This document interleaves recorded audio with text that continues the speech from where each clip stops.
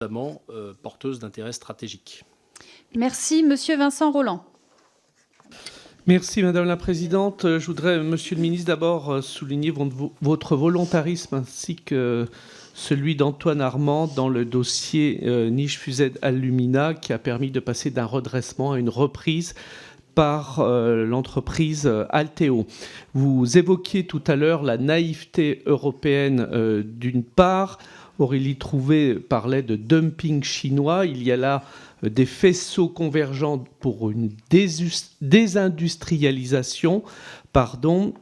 Et de ce point de vue-là, pouvez-vous faire un point sur le dossier anti-dumping qu'avait engagé Imerys auprès de la Commission européenne, parce qu'il y a en plus une certaine lenteur au niveau européen à prendre en charge ce type de dossier. Monsieur le ministre. Oui, vous avez bien raison, monsieur. Merci d'abord pour vos mots.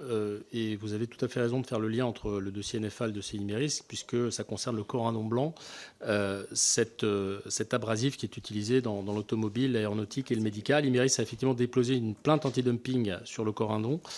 Cette plainte s'inscrit dans le cadre des procédures classiques visant à faire respecter le droit commercial international et les règles de l'OMC. Et vous savez que la France est très attachée à défendre les règles de cette concurrence. Je comprends que la Commission européenne a décidé d'ouvrir une enquête formelle. Nous faisons évidemment, comme d'habitude, confiance au sérieux de cette enquête. C'est une enquête de ce type qui a amené à une surtaxation des véhicules électriques chinois, par exemple. Donc on a des exemples du fait que ces enquêtes aboutissent parfois. Et donc nous allons être très attentifs à l'issue de cette enquête.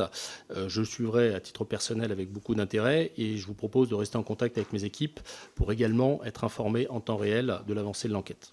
Merci,